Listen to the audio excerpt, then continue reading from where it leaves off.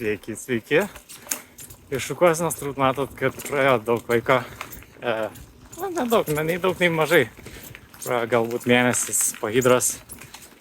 Kaip tik laikas susigulėti visoms mintims, tai nusprendžiau pasivažinėti ir papasakot, kas ten buvo paskutiniam dienom, ką aš atsimenu, ką galėčiau patobulinti ir taip toliau. Tai va, sugrįžau į hidros trasą. Bandysiu vieną ranką čia kažką padaryti. Paskutiniam dienom nedaug filmavau, tai iš tikrųjų kas ten buvo. Tai kaip ir sakiau pagal planą pradžioj turbūt šitų vlogų. Oi, kiek dilgėlių. Nudilgino. Kaip sakiau pagal planą pradžioj pradėsiu lėtai, po biškį didinsiu tempą, bet būsiu labiau chill.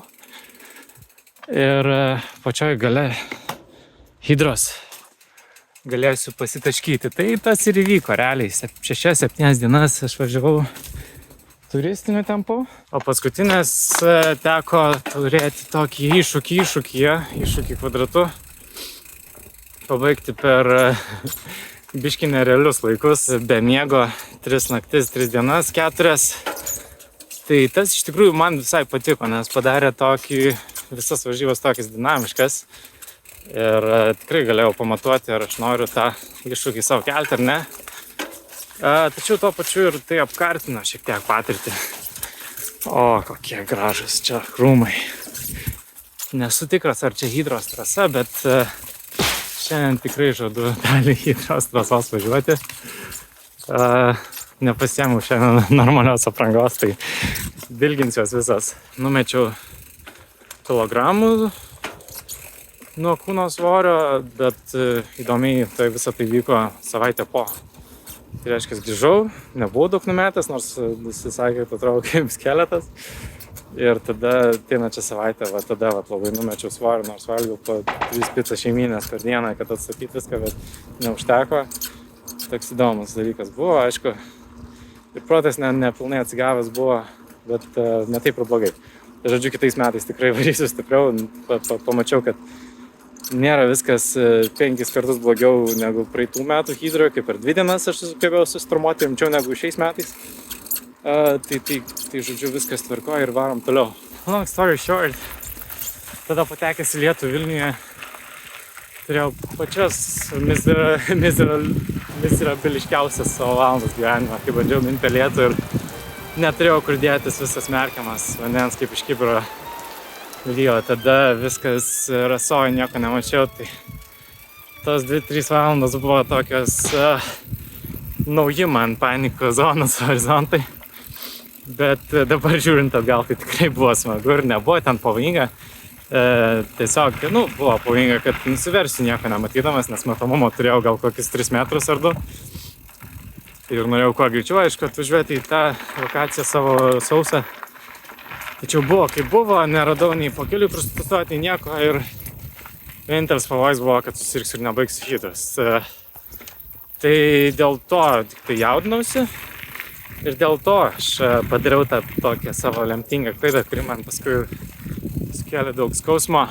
Tai išsimiegojau ilgai, kad nesusirgčiau, kad atgaučiau jėgas, kad atgaučiau fizinę tokią, ne psichologinę, psichologiškai aš galėjau minti, bet fiziškai jaučiau tom nušalusiom rankom myniau valandą ar 2 ir jaučiau, kad iš patirties bus negerai, jeigu aš nepadarysiu kažkokią tais recovery. Tai išsimiegojau ilgai, bet praradau visas tas 10 valandų buferį, kurį turėjau prieš tai. Kadangi dar paskui džiovinaus įrangą ir panašiai, tai tą dieną realiai pradėjau kažkur po pietų, plius minus 1 valandą būčiau pradėjęs dieną. Pusę dienos nėra, tai 100 km nėra ir tų 10 valandų nėra, kurias aš laikiau rezervą.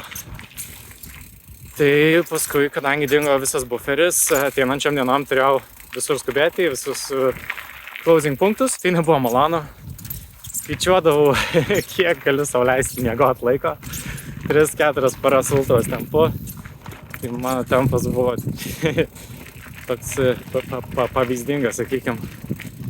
Bet mano nuotaika nedėja. Tai prie Jonavos pamiegojau, punktą vos pasiekiau, visą laiką panika, visą laiką stresas, visą laiką galvoju, kaip čia ką čia išsukti. visą laiką spardymas savęs į subinę, kad min toliau. Nu ir galiausiai iki paskutinės dienos turėjau galbūt nemiegoti, bet nelabai jau galėjau minti be miego. Ta palapinė man dar pagadino reikalus ir užtrukau gal kokią valandą ar pusvalandą vien tam, kad susidėt palapinę, išsiskleist. Tai tikrai brangios minutės, brangios valandos. Dėl to tikrai keisiu palapinę sistemą.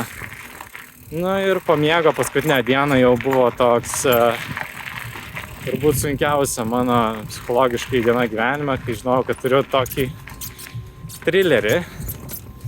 Visas tas, aišku, 3 dienas, per 3 paras aš save kvestionavau, ar noriu varyti, ar nenoriu varyti. Na, bet nusprendžiau, kad noriu, nes tikrai arti, atrodo, nedaug pasistengus galima pasiekti tą finišą. Nors jei kažkas ne to atsitiks, tai ir viskas.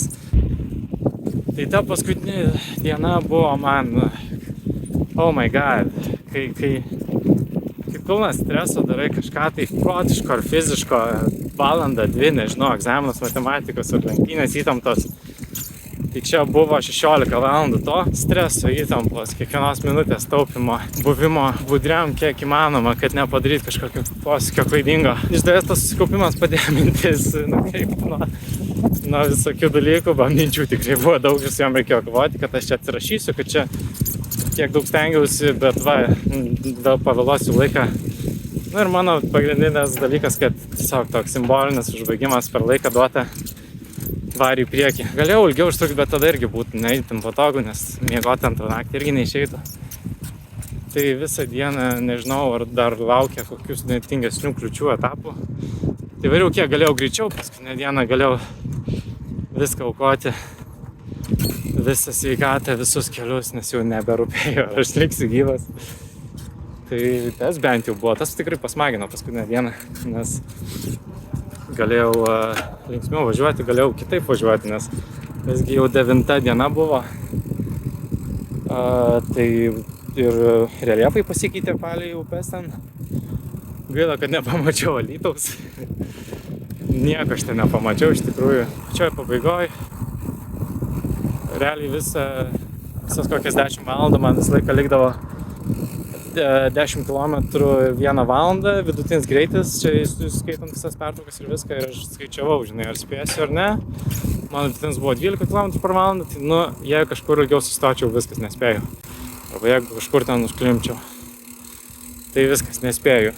Tai jau siunčiau žinutes draugam, kad viskas jau nebebus, nebeišeis, feilinau.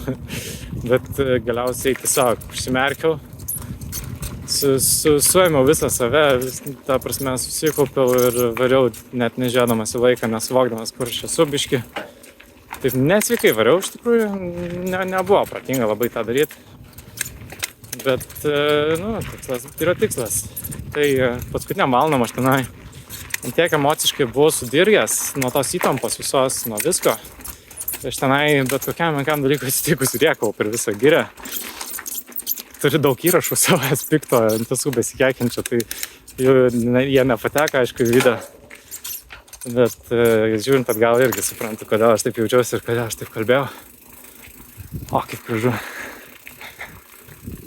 Tai galiausiai viskas baigėsi tuo, kad mano emocijos atsijungė kažkada tiesiog. Tai emocinis pervargimas, paskaičiau, čia yra kaip fizinis, taip emocinis, kad tiesiog nebesugebi jausti emocijų. Iš pradžių galvojau, kad čia dar kažkas blogesnio, bet buvo tik tas, tai realiai dalykas, kuris atsistato ten per valandą. Tiesiog poilsio trūkumas. Tai atvažiavau finišą, biški toks negyvas, biški be emocijų, biški nebuvo malonus tas finišas. Bet dienai praėjus, tai tikrai ateinančią savaitę laukia tas recoveris. Kaip aš sakau, hard recovery, tai kai tu iš vis vaikščiot gali pradėti ir nebemiegoti. Tai realiai po 2 dienų aš jau buvau savimi. Ir visai pradėjau džiaugti savo rezultatais. Tikrai didžiuojas, kad pabaigiau hidrą ir buvau laimingas visas 2 savaitės kaip dangui. O tas lėtesnis recovery, tai šaliai ir sekančią dieną po hidros ir po to iš karto myniau, nes taip sveikiau yra. Tai galėjau minti, šiek tiek kelius skaudėjo, bet nebuvo jau taip blogai. Tai, žodžiu, viskas tvarkoj. Ir nebuvo didelių ilgalaikių kažkokių tais pasiekmių buvo, kad pėda šiek tiek aptirpus iki dabar iš tikrųjų net po pusantro mėnesio jaučiu, kad kartais nutirpus ir taip tingles būna, bet čia iš tikrųjų pasigūglinęs ir nuėjęs kažkur pas specialistus pasitaisyčiau gana greitai, jie netrukdo. Tai va, prisėdau prie Hydros trasos, tai čia važiavau tą lemtingą Vilniaus naktį, vidurnaktį, kai pradėjo lyti ir tai, kaip matas, neįtin lengva trasa, su daug posūkių, su daug visokių nulipimų, rastų ir taip toliau. Tai čia nusprendžiau pakalbėti truputį apie visą įspūdį Hydros po antro minimo, tokį kaip pirmą kartą minėjau trumpai, dabar ilgai, tai susidariau tokį įspūdį apie šiaip ultras ir viską. Čia toks didesnis iššūkis yra palyginus su kitais paprastesniais gravel labiau eventais, kur tiesiog mini ilgai ir mini, be jokių iššūkių, per upes lipimų ir panašiai. Tai jo, aš kažkaip užsirašęs, kad po 30% yra žvyro, double tracko ir single tracko.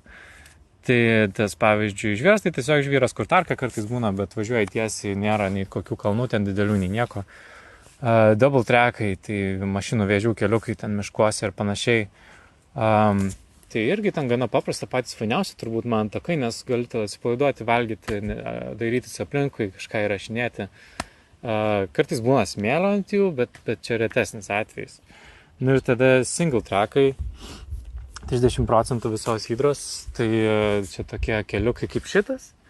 Tokie praminti žygeivių keliukai, vietinių keliukai, šunų vedžiojimo tokiukai visokie, tai jie kartais būna labai lengvi, kartais būna sunkiai, kartais tokie apaugę žolėmis ir tave daužo iš tikrųjų labai daug, aplinkui dilkelės daužia ir šakos daužia ir viską. Taip, bet čia neįskaitau šito apie 5%, kur visai nėra tako, kur važiuoji, net nežinai, ar tam važiuoji, tiesiog seki GPS liniją ir bandai įsivaizduoti, kurioje kryptyje čia reikės išsukti normalesnį kažkokį kelią ar pravažiavimą. Tai esu tokių ir praleidęs daug, ten dažnai tenka paklaidžioti, ypač tiem, kas pirmi važiuoja ir nemato, kur nuguldytos žolės ir 5% asfaltas. Tai čia galbūt ne pagal kilometrus aš tokį įspūdį susidariau, bet pagal laiką, kiek aš praleidau laiko būtent šitose vietose. Tai aišku, tu klaidžiant daug mažesnį, turi vidutinį greitį negu ant asfalto, tai čia labiau apie tokį efforto palyginimą. Kitas dalykas tai yra skirtumai tarp distancijų. Praeitais metais važiavau 500, dabar realiai 3 kartus daugiau, plus minus, pilna distancija ir visiems rekomenduoju pradėti nuo mažiausios, jeigu nesate ultrose dalyvavę, net jeigu esate dalyvavę ultrose trumpesnėse, rekomenduoju nuo 500 pradėti. Hydro yra tam tikri iššūkiai, su kuriais galbūt susidūrus nesugebėsiu susibalansuoti važiuojant ilgiau. Galima bandyti, bet jeigu gyvenat Lietuvoje ir nesunku dalyvauti Hydrose vienus kitus metus, jeigu toliau, aišku, vyks tos Hydros bus organizuojamos, tai tikrai geriau tada pabiškį kelti, nes tiesiog jums bus smagiau, jums bus iššūkis jūsų komforto zonai, diskomforto zonai, bet ne panikos zonai, kai tiesiog nepatiks. Tai važiuojant 500, realiai jūs važiuojat ilgose varžybose, lenktynėse. Tiesiog lenktynių tempu iš visų jėgų mini, nestoji, nemiegi, jeigu reikia miego, panepini biškį, neimi daiktų, galbūt net optimistiškai tikiesi, kad nieks nesugės, tai neimi ten grandinės, ten ir visokių kitokių dalių. Tai čia visai skiriasi nuo kitų formatų ir galbūt čia toks ant ribos, kas yra ultra, kas nėra ultra. Tas, kad, tu gali savo nuolaidų daryti, neprivalai pilnai pažinoti dviračio, neprivalai pilnai pažinoti, kaip veikia kūnas, kaip daryti mankštas ir panašiai, kaip kiek vandens imti, nors su tuo irgi galima prisižaisti. Ir aišku, tada, kai nemiegi, tai ir ant pat galo tu jau ten tiek ir būni gyvas, kai atvažiuoji į finišą 500, čia jeigu žinoma, iš tikrųjų čia ir lenkniaujant ir turistaujant tas yra viskas, ką aš sakau. Tai važiuojant toliau prie 1000 distancijos, tai jau atsiranda bottleneckai. Tai reiškia, kad miegas yra bottleneckas, tai reiškia, kad raumenų skausmai yra bottleneckai. Ir galima dar winginti, galima pravažiuoti tais skausmais ir tais trūkumais, problemomis. Tačiau tai bus labai nemalonu, nepatiks jums ir tai sulėtins jūs akivaizdžiai. Tai jau iš karto reikia galvoti apie prevencinius dalykus, kaip išvengti tų skausmų ir problemų, kaip strategiją pasirinkti kažkokią tais, ar miegoti ilgai, ar miegoti mažai, ar nepinti, ar kažką tais. Nes jau prie jūsų personalinių visokių kūno dalykų, niuansų pristaikius, jūs galite geresnį rezultatą pasiekti. Ar blogesnį, jeigu pasirenkat tiesiog ne savo strategiją. Nuspręsit mint rytais, nors jums realiai naktinė pelėda ir jums neišeis tiesiog. Minsit ant 7 vidutinio greičio per valandą ir tiesiog kankinsitės. O ilgesnėse, kur jau 5 paros ir virš ultrose ir hidroj pilnoj, ten jau atsiranda toks dalykas, kad jeigu tu kažko neišspręsi, jeigu kažko tai nesutvarkysi, jeigu kažkas skudės, tai ir nebaigs. Ir tą rodo ir šių metų rezultatai kitų žmonių ir praeitų ir visų, kad tie, kurie stengiasi kuo geresnį rezultatą turėti, jie kažkokį bottleneck atsimuša ir viskas, ir nebaigia. Gal 1000 km pasiekia, bet paskui viskas sugrįžta, ar tai nebegali minti dėl kelių skausmo, ar peršala, ar dviratis sugenda, ar kažkas, čia tokie pagrindinės 3 kategorijos turbūt didelės. Tai tu realiai negali greitai minti, negali forsuoti, nes turi palaikyti tokį tempą, kurį palaikysi 10 dienų. Turi žiūrėti nepersitempt kažko, turi žiūrėti neperšalt, turi pasirūpinti, lietus atsiranda, tikrai bus didelė tikimybė, kad bus bent vienas ilgas vienos poros lietus, kažkoks 10 valandų, per kurį tu turėsi minti, nes tikrai nelauksi 10 valandų. Taigi yra 1000 km, tu dar gali mintit per tokį lietų, jeigu jis visgi ištinka, bet dar nespėsi peršalt greičiausiai. Arba iš viso palaukti, jeigu tai yra 3 valandų lietus, palaukti 3 valandas ir pasidaryti recovery time, po kurio greičiau mini. Tai su pilna distancija taip sunkiau. Kitas dalykas yra techniniai, kad turi puikiai paruoštą dviratį turėti, kas važiuoja į tokias 8 dienų plus ultras, tai iš viso mėgsta pasikeisti visas dalis, kad būtų naujas, nes leviai kaip pedalas lūžo, Tour Divide, tai čia yra kažkas, kad tiesiog jeigu nebus nauja dalis, tai turi labai rizikuoja, kad jinai yra suges ir sugadins tavo visą ultrą. Tai turi būti iščiustytas dviratis, turi būti visi balansai tavo kūno ir visko parūpinti ir palaikomi visų lenktynių metu. Tai dabar keli patarimai pradedantiems iš to, ką aš išmokau. Galbūt tai nėra tai, ką kiti patartų, bet aš patarčiau pradedantiems keli svarbiausi dalykai. Pirma, neimti daug daiktų. Tai čia yra svarbiausias aspektas, bent jau hidroj, nes hidroj yra daug sukilimo ir daug nešiojimo dviračio. Tai jeigu tavo dviratis bus sunkus, tai tau iš karto viskas labai sulėtės ir labai tau kainuos daug jėgų daryti tuos kelias persinėmimus per upes, tiltelius, laiptus ir panašiai. Tai kuo lengvesnis dviratis, tuo geriau. Ir aišku, tai daro greitesniu tave. Antras patarimas pradedantiems, tai yra pasiruošti darant pilną 100% test raidą. Tai išvažiuoti vienai nakčiai, jeigu galima 2 naktim ir daryti viską taip, kaip darytum per ultrą. Tai reiškia, kad mažai miegi, mažai praleidai laiko parduotuvėse, valgai nuo dvirko ir taip toliau. Ir tada paaiškės ir jų įrangos, ar viskas veikia, ar nieks neplyšta, ar nieks nekrenta, ar nieks nenervina. Pasirodys, kaip strategija jūsų veikia, ar ten nemiegoti, ar ką, galbūt teis idėjų, kaip tą pagerinti. Ir tikrai dažniausiai per tuos tas raidus grįžti namo su 2 sąsiuvinio lapais pamokų, klaidų, kurias nori ištaisyti, pamokų, kurias nori pakeisti. Ir tada naujas dalis reikia pirkti, tai irgi neuždėskit su šitais test raidais, nes gali prireikti 2 savaičių pasisiūs dalis ar kažką.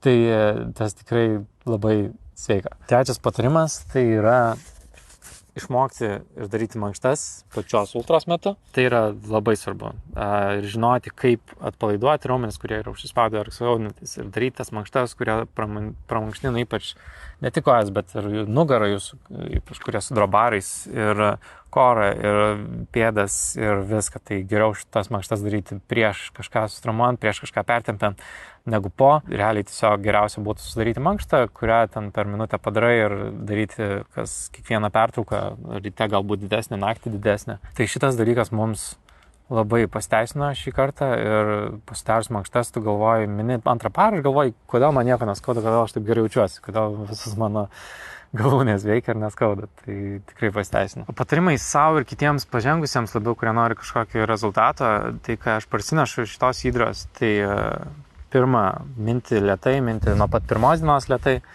Aš kažkaip užsirašęs ant 100% efforto, bet net nežinau, ką tai reiškia iš tikrųjų. Kiekvienam turbūt savaip reikia žinot. Pirmą dieną aš stengiuosi minti ant 160 pulso pirmą dieną ir visas liuksės dienas myniau ant 120. Tai galbūt dėl kelių skausmo ar dėl visko, tai galbūt reikėjo šiek tiek silpniau pradžioj. Ir galbūt tai buvo mano klaida, kodėl 2, 3, 4 dieną man kelius skaudėjo. Tai tiesiog reikės ir pačiam dar pasieksperimentuoti su greičiais. Kitas, tai skirti iš viso be miego laiko, skirti 5 ar 10% laiko, paskaičiuoti, kiek tai yra valandų ir kur tai galima būtų išleisti. Visiems planuotiems sustojimams. Tai reiškia, kad tu žinai, kur sustosi, kada sustosi, tu moraliai pasiruoši, kad po 4 valandų bus pertrauka ten ir ten. Atvažiuoji ir pastarai viską pagal planą. Turi kažkokį tai planą ir pasirūpini viskuo, tualetais, maistu, apsipirkimais, susitaisimais dalykų, turbūt potencialiai galima skirti kažkiek laiko. Galima netgi palaikyti kažkokį tai sąrašą ant dviračio, ką tu pasidarysi sekančios pertraukos metu ir viską tiesiog žaibiškai pasidaryti. Ten, nežinau, galima ir kažką pagalvoti sujungti, gal mankštą darant kažką kitą padaryti ar parduotuvėje laukiant eilė ar kažką. Manau, šitas yra labai svarbu, jeigu tu nori optimizuoti laiką ir sutaupyti tos kažkokius 5 ar 10%, kas gali būti ir pusė dienos tokiuose ultrose. Kitas tai yra viską daryti nuo dviračio. Valgyti, valyti dantis, susioti, planuotis, žiūrėti toliau, kas laukia, viską nuo dviračio. Išmokti viską daryti nuo dviračio. Ir tam, aišku, reikia pasirūpinti, kad visa įranga būtų lengvai pasiekiama, kad būtų galima maisto prisikišti po parduotuvės greitai, tą maistą atsidaryti dar prieš sėdant ant dviračio, kad viską tiesiog imi, valgai ir toliau mini. Tai aš to nemokėjau, čia buvo viena iš mano klaidų, kad kadangi hidrai labai sudėtingi maršrutai, reikia daug posūkių daryti ir to viena ranka sunkiai gali važiuoti ir valgyti.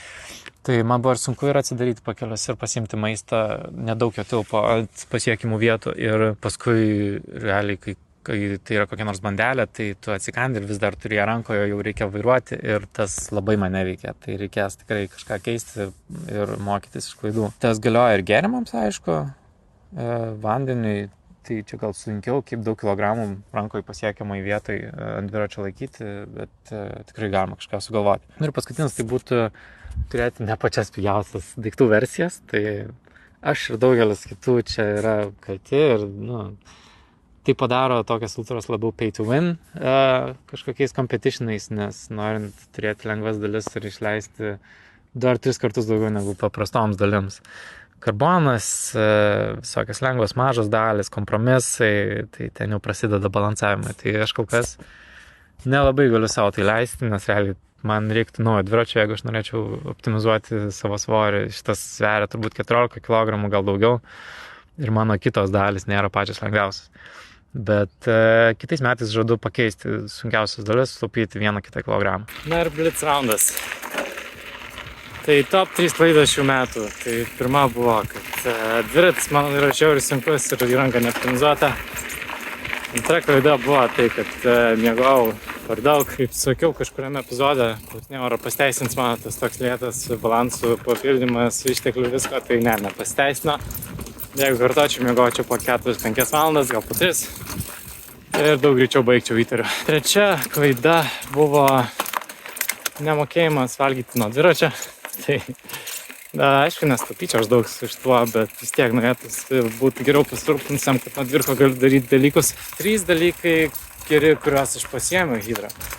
Tai pirma, labai džiaugiuosi, kad pasiėmiau Crank Brothers multitoolą, kuris turi tikrai visus įrankius, kurių man reikėjo ir būčiau kitaip ėmęs turbūt 3 atskirus. Tokį reikia praeiti čia. Toliau labai džiaugiuosi, kad turėjau amortizatorius su gilia eiga. Apskritai, kad buvo amortizatoriai, jų gal netgi pritrūko ir visai norėčiau full suspension turėti hidrai. Tai pas mane 120 mm ir jau ne pirmą kartą sakau, kad man labai jų reikėjo. Nežinau, kai žmonės su graveliais varo ir to tikrai nenorėčiau niekad patirti. O trečias dalykas tai yra high speed chargeris. Vietoj kelių chargerių turėjau vieną galingesnį, šiam 5 W su micro USB išėjimais. Visą laiką buvau paruošęs laidus. Tai tas charginimas buvo labai nekeliantis problemų. Kai nerandi rozetą, įdedi išimi. Per 5 minutės galima kažkiek netgi energijos pasikrauti. 3 sunkiausi iššūkiai hidroje. 3 sunkiausi dalykai. Tai Pirmas nestebino, bet keliai. Iki šiol nežinau, kaip reikia minti, ką reikia daryti, kad neskaudėtų kelių. Ar endurance didinti, ar mint lėtai, ar mankštas daryti. Čia man vis dar mistika. Yra pora žmonių, kurie išsprendė šitas problemas, bet aš dar ne. Toliau, uodai. Šiais metais uodai buvo, skamba labai blogai, bet uodai buvo vienas didžiausių iššūkių. Tai kartais negalėdavai sustoti net pasisioti, tai čia iš viso prabanga, bet negalėdavai sustoti net ir štašės kažko išsiimti kartais. Arbatą užsirišti, nes bandant užsirišti, prieš tavo akis atsiranda debesis tiesiog uodų. Na ir asmeniškai man sunkiausias dalykas buvo lietus, kad ir kaip būtų keista, bet nesusitvarkiau su lietum. Šį kartą vienas buvo ilgesnis, kur nežinau daryti, kitas labai išklupo netikėtai ir išmokau naujų dalykų su neperšlampamom kelnėm. Tai va taip pat. O 3 geri dalykai, kuriuos dariau šiais metais. Tai vienas labai patikęs dalykas buvo tai, kad Wahoo susiskaidžiau trasą ir man Wahoo davė įspėjimus, kada artėja posūkis. Šiaip pirmus metus naudoju Wahoo, pirmą rimtesnį GPS-ą, tai patinka tie įspėjimai, kai išeini iš trasos. Buvo vieną kartą, negavau jų, tai iš karto tos 100 km buvo daug sunkiau, nes klaidžiau, nežinau, kada posūkis, kada kas. Antras dalykas, tai dviračio būklė per visas 10 dienų, per visus, kiek aš 120 valandų buvau ant dviračio, nebuvo jokių problemų, išskyrus, kad grandinės tepalas pasibaigdavo. Naudojau vaško pagrindo tepalą ir kažkaip jis mane nuvylė, nes reikėjo vos ne 100 km tepti. Kita vertus buvo drėgmės labai daug hidros rytais vakarais, tai turbūt su drėgme jisai nelabai draugauja, iškart nusivalo. Tai vienu metu taip trūko grindinės tepalo, kad galvojau, viskas ten sugeda pas mane. Apart to viskas buvo super, aišku, pavaliau aš amortizatorius, ten kažką. Stengiausi elgtis kaip su savo vaiku. Netrankyti ten per upes, per akmenis į medžius ir viskas pasiteisino. Ir galiausiai tikrai labai dėkingas aš esu savo kūnui, kad visą šitą iššūkį ištvėrė. Nes tikrai buvo daug progų jausti skausmus nugaroje, keliuose, kojose, palyginus tuo, kas praeitais metais vyko. Tai tikrai čia yra vienas geriausių baigčių iš fizinių skausmų atžvilgių, kaip galėjo baigtis. Ir tas recoveris trumpas, kai nesusitraumavau, tai man vis dar tokia magija yra. Ir įdomu, kiek čia prisidėjo mano pasiruošimas rimtas, kiek čia prisidėjo silpnų vietų taisymai su treneriu, bet kažką vadinasi gerai dariau, nes kūnas buvo top shape. Tai va, tokiais keliukais grįžinėjom į Vilniaus centrą. Čia teko minti per hidrą. Tais metais turbūt minsiu 800 km atstumą ir bandysiu lenktyniauti su savim, kaip sako.